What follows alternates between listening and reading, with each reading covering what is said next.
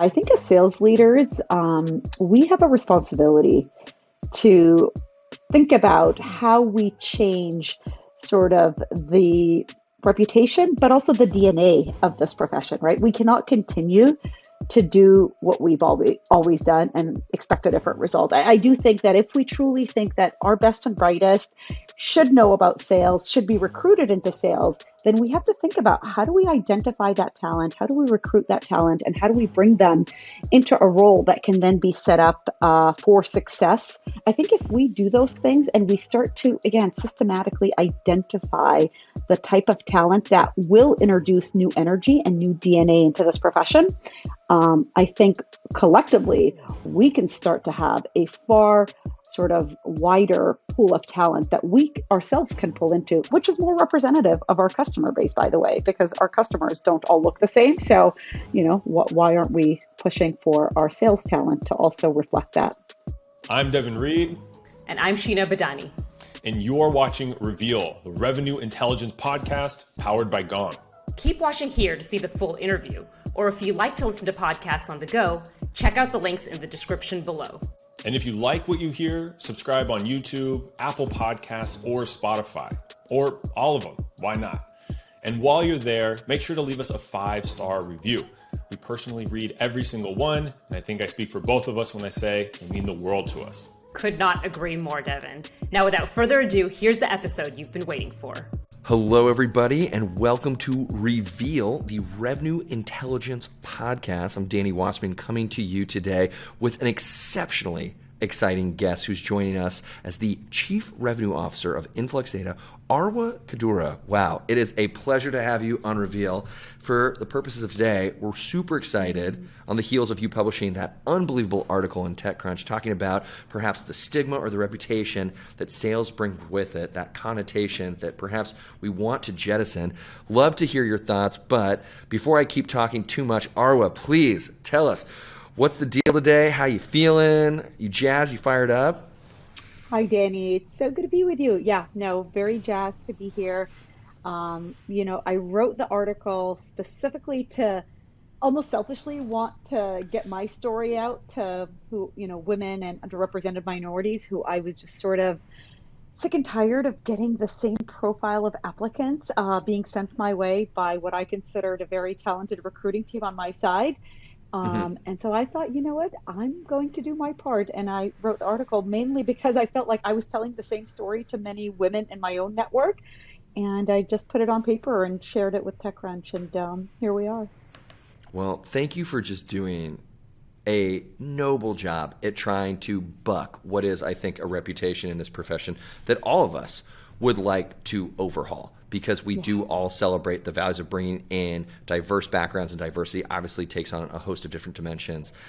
To get to this point in your career where you're like, yes, I have registered that there is a problem, it is perhaps systemic, and I want to do something about it.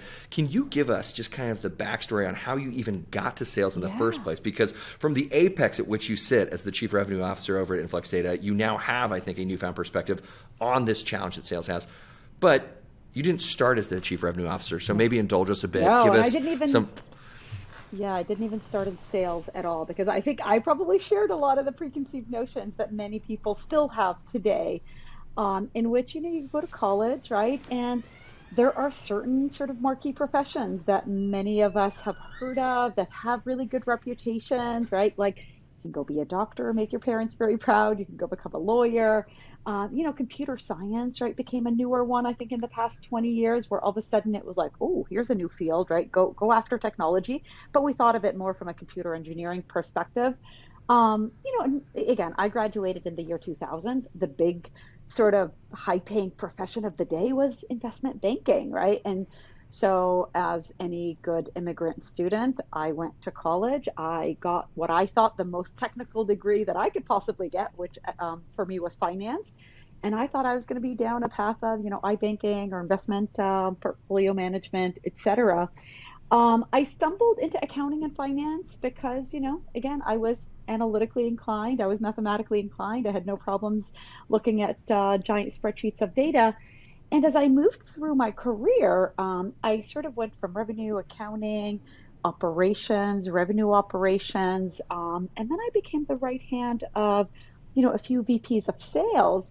And then I realized, well, that's where sort of all the magic happens, right? This is where the, rubber meets the road for companies. You've got all the hard work that product teams put together and engineers, et cetera.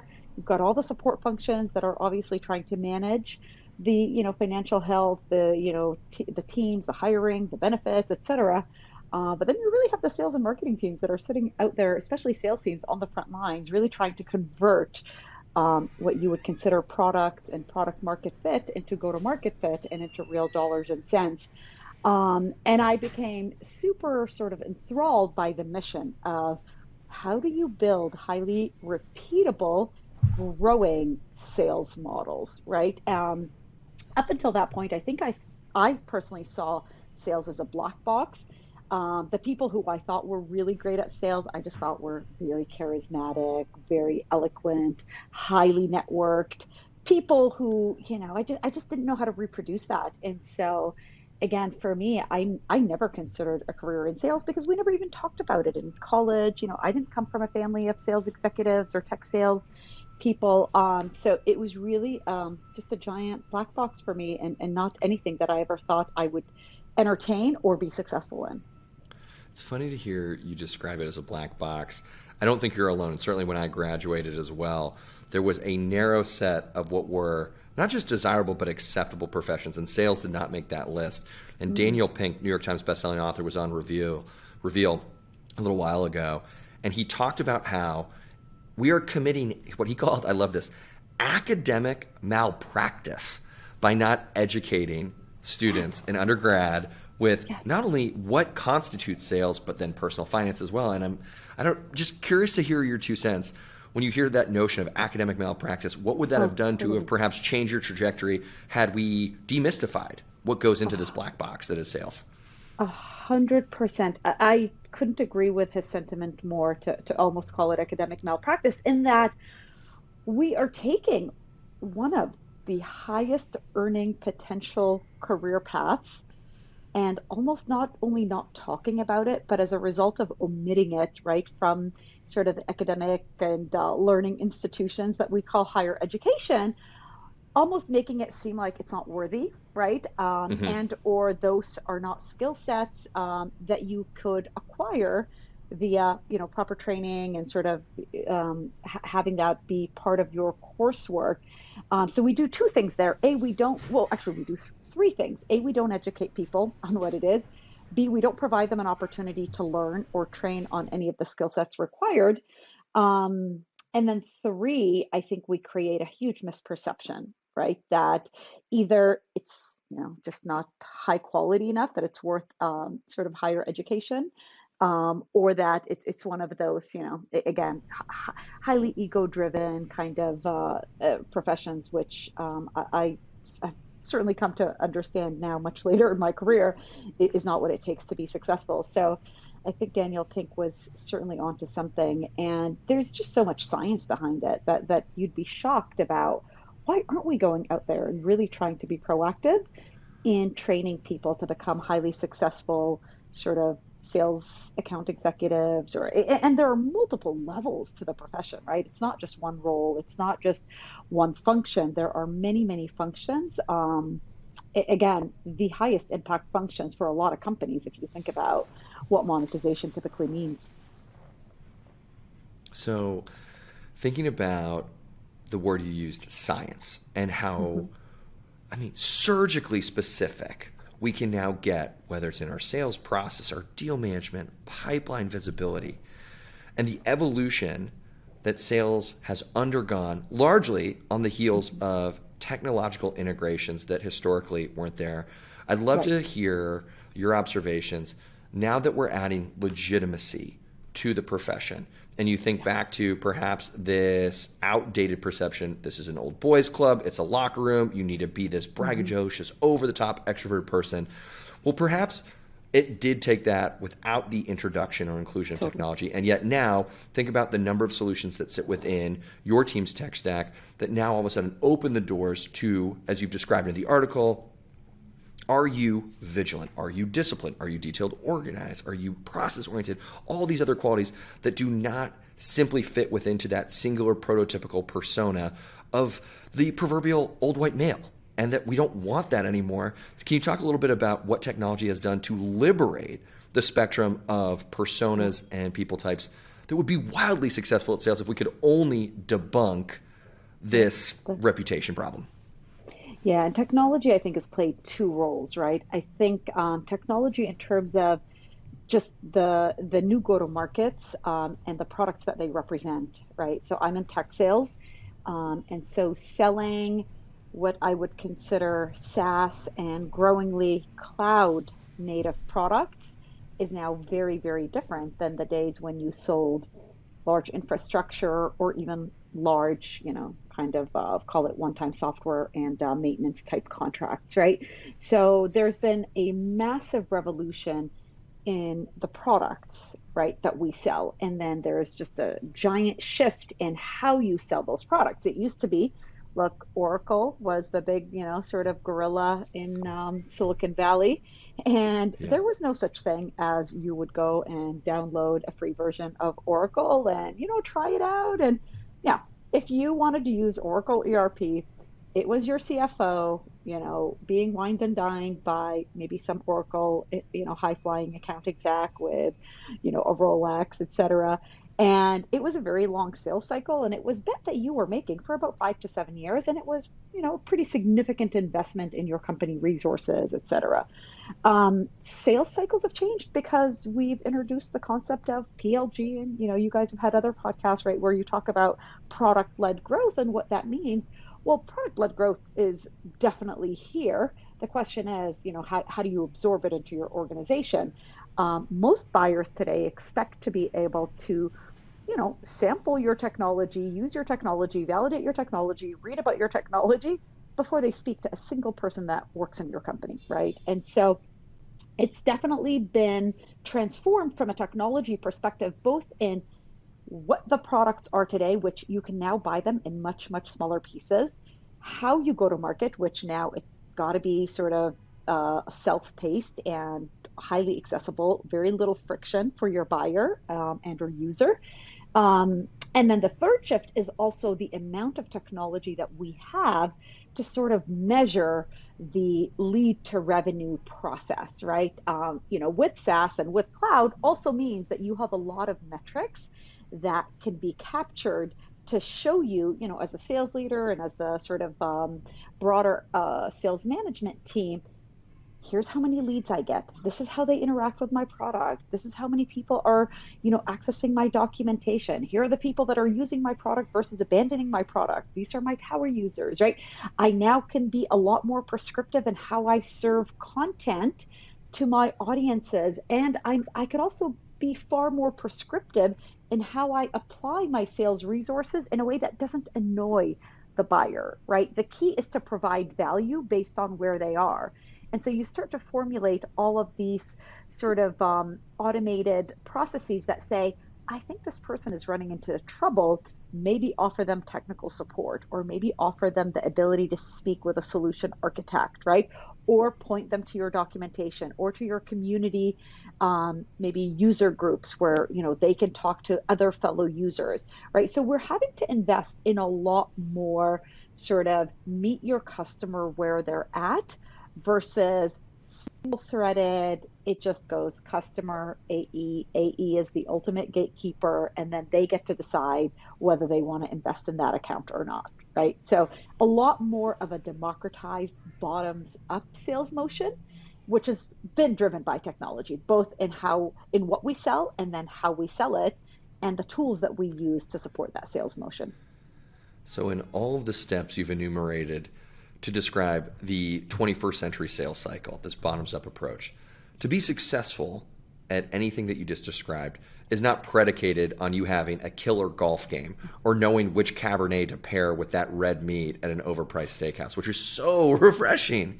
And yet, here we are with the misguided belief that those are still precursors to you not being just successful, but you entering a career in a profession that perhaps has some underbelly to it that you wouldn't want to associate with because of the connotations that comes with saying, I'm a saleswoman or I'm a sales guy.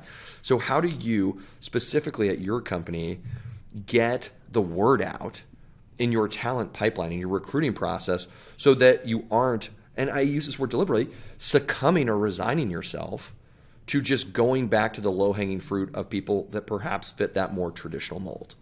Yeah, no, it's such a great question, right? Because it's easy to point it out, right? And the question becomes, how do we change it, right? And Mm-hmm. anytime I find a woman in sales, I'm always like, okay, tell me your story. How did you get in? Because I'm so curious about the journey that many women took, and my story obviously is unique, and there are many other women, and again, underrepresented minorities that will stumble into sales. Today, it's not, the numbers are not good, and I personally don't like being one of the few female CROs, and again, I have fabulous male colleagues and very talented sales leaders who, certainly we don't want to diminish what they bring to the table. We just want to bring others along with them. But, the way to change it, I think it really has to start with us educating. I'd love to see programs, right, that actually start to talk about this at the sort of, college level education.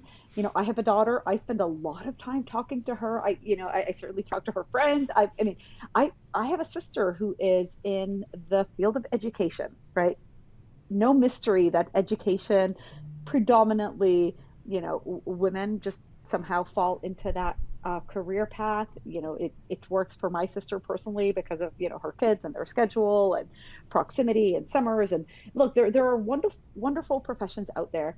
But then I start to think, and I'm like, well, you have a really hard job. Your job is no easier than my job. The demands of being a teacher, etc. Um, and yet, I'm always curious. Well, why didn't you consider a career in sales? One of the things that I did is I actually partnered with so Winning by Design, I think, does a lot of good work on creating highly repeatable training programs for people who are interested in going down sort of the profession of sales. And they actually ended up offering my sister a spot to go and take the sales training, right? And totally gave her just a scholarship to try it and see what she thought. And it was incredible. Just the like giving people the education, I think, really allows them to completely change their perspective on what it is and starts to attract them to, oh, I think I actually can do this. This isn't as, impossible, or it has a lot less to do with what I thought it would need for me to be successful. And so I think it begins with us educating and starting as early as possible. I think B, we got to also recruit. Like one of the ideas that I've been floating around with my recruiting team is just to go to colleges and really go after female athletes. I think female athletes do fit the mold in terms of the work ethic, the discipline, the organization, the empathy, the coachability that it takes. And again, we've not suffered from somehow male athletes have figured out that sales tends to be a pretty effective career path for them. And I'd love to figure out how to do that with female athletes as well, again. And then the other folks that make really, really great sort of sales account executives tend to be subject matter experts, right? So if you're a subject matter expert, or if you have high intellectual curiosity and depth on a topic, often you will be the best sales executive in that field, selling sort of the product or the technology that you already know quite a bit about. And so again, like when I was talking to my sister about a career path in sales, look, as someone in the teaching profession, there are so many technology companies right now and technology innovations sort of being thrown at schools and teachers because of, partly the pandemic has forced schools to adopt a lot more technology. And, when she was taking her training, she'd asked me for a little bit of help. And I said, look, this is how you want to approach this. Flip yourself from sort of the customer of this technology to now the seller of this technology? And how would you speak to somebody who was in your shoes? And how would you talk to them about the value prop and sort of the pain points that they're facing and why they should even care about your technology? And so reframing, being the user of technology to sometimes being on the other side, representing that technology and evangelizing that technology is another super powerful way for us to be able to recruit um, and demystify that this isn't, you're not, this is not selling ice to Eskimos or, snake oil salesmen, et cetera. Right now you start to understand, oh, well, I'm a big user of this technology. There are other folks like me, and it becomes my job to connect them with the technology.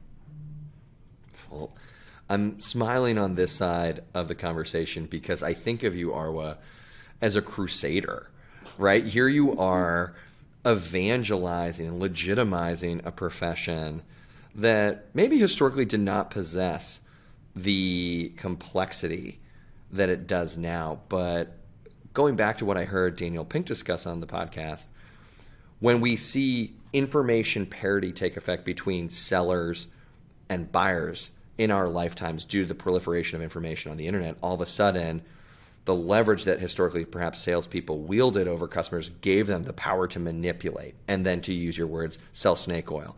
And here we are now operating, especially within the space you play in and the space that I've historically played in, which is tech and SaaS and B2B. To become so effective, you arguably assume more of a management consulting role. And I'm getting to my question momentarily, so bear with me. When I think about the legitimization crusade that you are on, it took a sales mentor of mine telling me that, of course, he had a bias as a seller himself. He said salespeople are always the smartest people in the room, whether they get credit for it or not, because they are juggling however many different personality types in that room. You've got your own internal sales engineer, maybe your own internal executive that's trying to get the deal done. And then on the other end of the table, you've got the CFO who's got an agenda different from the business, who's got a different agenda from perhaps the competing priority owner. And here you are juggling or playing puppet master to anywhere from 3 to a dozen different competing priorities. And all the while, you're trying to save face and present in a composed, poised manner. And I was like, I've never heard it that way. But you're right, because the pace at which salespeople are processing internally and then articulating and vocalizing things externally, it's almost this, dare I even say, schizophrenic, wax on, wax off magic trick. And I'm wondering, as you think about, man, had you been told, here you will be in a room influencing how the top companies around the world choose to strategically grow, evolve, pursue their objectives, and you could be at the forefront of shaping that trajectory, that has a very different ring than, hey, you want to go swindle some people? Yeah, that's 100. The way you describe that, I think, is such a fair characterization of what you end up doing for a living, right? Which you're managing complexity, you're managing outcomes, you're managing multiple agendas, right? You're trying to understand what it is that people are trying to solve. And, in sales, we have something called emotional pain and rational pain, right? And often most organizations actually just focus on solving the rational pain, which is I'll save you money, I'll make you more money, I'll save you time.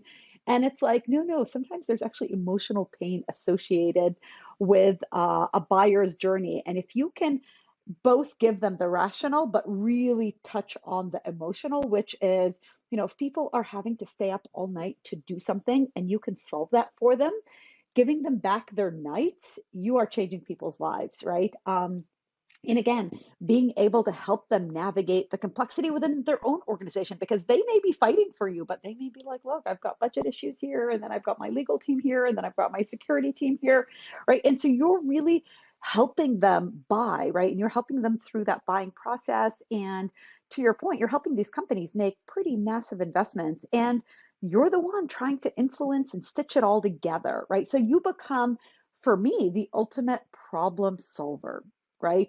And so if I had to retitle sales, it's like you're the problem solving team. You're putting all the pieces together, you're bringing the product capabilities, you're bringing the thoughtfulness of what does the solution ultimately do, right? That's what your marketing team is going and trying to evangelize from a product marketing perspective through content strategies, right? You're bringing sort of the financial intelligence of the rational pain point. Is it worth the investment? Is it not? How do you make sure that your proposal shows that there is enough value, right? That somebody should be investing in you. So being able to translate that is really complex and has a ton of impact.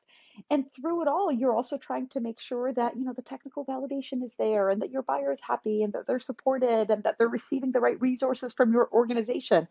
All of those things, to your point, really flip the script on you're selling things or you're pushing things and feeling kind of dirty about it, to what you're facilitating is actually something really, really cool and not an easy thing to have. And yeah, to your point, it's almost like, look, you're operating at a level of complexity and a level of speed that does take huge intellectual horsepower. And so, therefore, we want our brightest and our smartest to be considering careers in sales versus, look, the three professions are go become a doctor, a lawyer, or an engineer. That's where really smart people go. And then if you fail in those, then hey, come over here to sales. We'll find a role for you. And when you think about the time-honored professions that were celebrated, revered, there was a barrier to entry. Oh, I could never be a lawyer because I'm not smart enough, or I don't know, I don't do well with blood, I'm a little squeamish, so I'm going to be a doctor. Well, now I'm resigning myself to this other profession.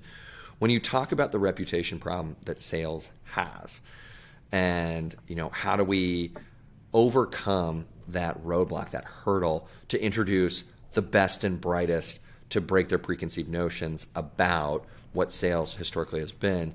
I think some of that, and correct me if I'm wrong, Arwa, it's if you don't fit what is that very narrow range or the aperture that only allows for the prototypical white extroverted male to exist in this world, then you don't see, if you don't fit that narrow range, you don't see yourself in that world, you don't see familiar faces in the community, then you're disenfranchised from wanting to join it. Say we're able to begin slowly and gradually introducing more personas into the sales community, which obviously is a great thing. How do we then also make sure that we don't make people feel that there is a pervasive sense of tokenism as well? That, yes, I am brought in because I am that DE&I candidate. It's a really tricky balancing act. I'd love to hear your thoughts on that. Yeah, no, I mean, the beauty of sales is, from a meritocracy perspective, it's pretty easy to, typically tell who's doing well and who's not. Now, I try to go beyond the obvious metrics, right? Which is, what's your sales to quota? That is typically the last indicator of success. There are usually a lot of leading indicators that will determine whether you're being successful or not. So, we have Winning by Design actually had put together a framework called REX. And so what we do is we say, okay, R is your revenue attainment. Awesome. Some people are just killing it, and most sales leaders are not going to inspect beyond revenue attainment. Well, okay, but what if you were to go one level below? E is engagement, right? And engagement is typically a lot to do with your activity metrics, right? And so, as part of owning a territory on behalf of your business, usually there's a healthy amount of activity that you're responsible for in order to warm up your territory or make sure that you're handling the leads and the prospects and the customers that you're responsible for in a responsible manner, right? So, engagement is really, really critical. And there are multiple ways to measure engagement. Assuming you're doing well on, engagement, then the next thing I usually look for is K. And K is your knowledge, right? And knowledge of the product that you represent. So, as any good sales leader, you typically will get on with your account exec on the occasional call. You'll understand, do they understand sort of the product value, the pain points, how we solve the pain points? Do you have some level of relevant use cases and examples that are industry specific, et cetera, right? Assuming, again, you can pass that, you get the check on the K. And then the last thing is sales skill. And sales skill is that ability to, do you fundamentally understand what a good sales process looks like, right? And this is where we don't really teach that, right? You kind of wait until you stumble into a sales role, and hopefully, if you're lucky and you go to a good company, they'll teach you the fundamentals of really good sales process and what you should do.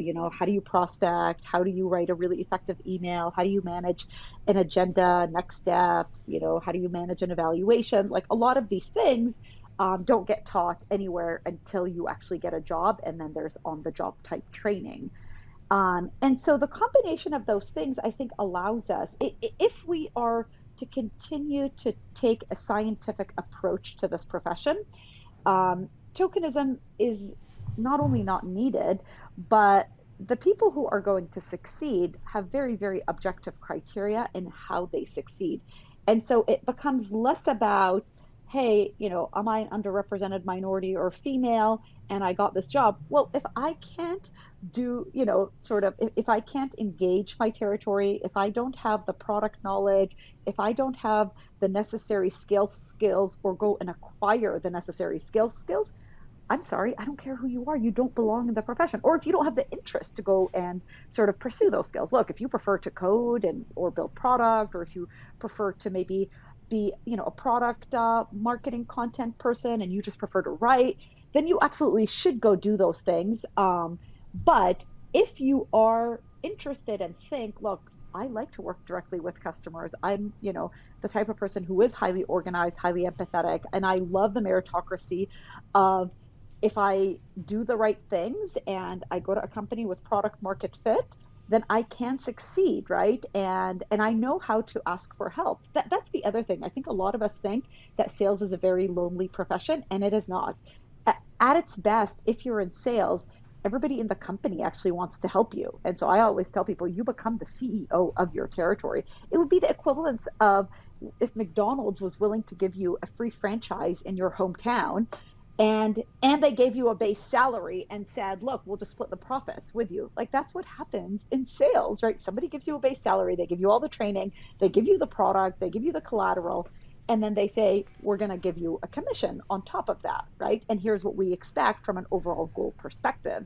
And again, really good sales organizations make sure that their goals are attainable, that there is a product market fit, and that they're not just experimenting with your livelihood, that they actually are trying to set you up for success. Well, if And this is your way of suggesting that you're moonlighting as a franchisee I saleswoman for am. McDonald's, mission I am. accomplished. I'm buying. I've always Let's wanted sling to have some a burgers. McDonald's. Well, Arwa, I love that answer. I have two more questions for you, as I have hit you with a barrage of them. So I really appreciate all of your candor and honesty in helping to demystify what constitutes sales. The first of my two questions is this. As you reflect back on the circuitous path that you took to finally arrive at a career which has been wildly successful and, by the sounds of things, incredibly fulfilling and happy, was there that very concrete tipping point? I almost talk about it in the same way Neo in The Matrix. I'm really also showing my, preferences as a movie buff. But where he snaps out of the Matrix and all of a sudden sees the forest through the trees. In your journey to really begin to understand actually what goes into sales, do you have that salient moment? I'm asking because if you have that ability to pinpoint, here is when all of a sudden you found this newfound appreciation for what sales really is. How can we democratize that eureka aha epiphany to the listeners on Reveal? Yeah, it's such a great question. And for me, it was a pretty gradual path, right? I kind of Okay. felt like I just got closer and closer to the river. And before I knew it, and I will admit it was a little accidental in that my VP of sales went out on maternity leave and put me in charge. And that was when I sort of tipped over. So again, I think sometimes it is circumstances. Um, but I have to admit, there were people along the way that were like, why aren't you in sales? Why are you in sales operations? Like, why don't you come and be part of the team that actually takes the message directly to customers and engages customers directly and sort of have that direct responsibility? And I have to say, it was always fear for me personally, that I was like, I don't know. And like, I don't think it's that easy, right? Like, there's a moment where I do think you have to sort of take the plunge a little bit. And I was kind of pushed into it.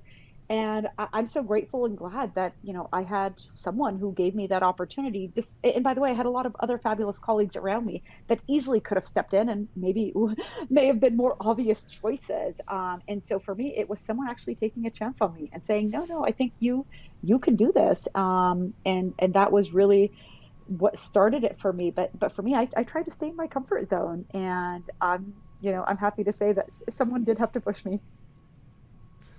Awesome to hear that someone in a constructive way nudged you. If we Nudged talk me. about the river and Voluntold me is what we like to yeah, say, right, right? the non-denominational baptism by fire in that river of sales, right? Arwa, as you think about, again, this being a crusade that you are on, obviously you are not a one-woman band. We are joined by many brethren, sisters in arms, who are trying to push the boundaries of what sales can do. And I'd love for you to also talk about how, as a collective unit of sales professionals, how do we band together? Yeah, I think as sales leaders, we have a responsibility to think about how we change sort of the reputation, but also the DNA of this profession, right? We cannot continue to do what we've always done and expect a different result. I do think that if we truly think that our best and brightest should know about sales, should be recruited into sales, then we have to think about how do we identify that talent, how do we recruit that talent, and how do we bring them into a role that can then be set up for success for that type of talent, right? And we talked a lot about the science of sales. We talked a lot about demystifying it, making it something that someone can come into and, give them a playbook that they can follow so it doesn't seem like it's an impossible job that you have to completely, sort of improvise your way through. I think if we do those things and we start to, again, systematically identify the type of talent that will introduce new energy and new DNA into this profession, I think collectively we can start to have a far sort of wider pool of talent that we ourselves can pull into, which is more representative of our customer base, by the way, because our customers don't all look the same. So, why aren't we pushing for our sales talent to also reflect that? You hear that, sales leaders out there? We all have a responsibility.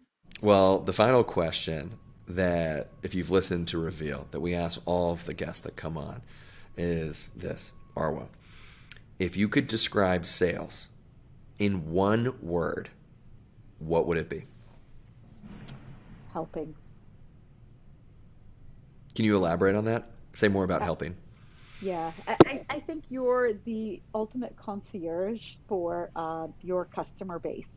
And so you just end up being the window, sort of representing all of your company's capabilities, right? From product to support to your pricing to, whatever your customer needs. Like you are ultimately at their service. And so to me, sales really is your, sort of helping your customers buy, and you become the face of your organization. And so for me, it becomes one of sort of the most gratifying and one of the most impactful sort of positions that one can have in the company.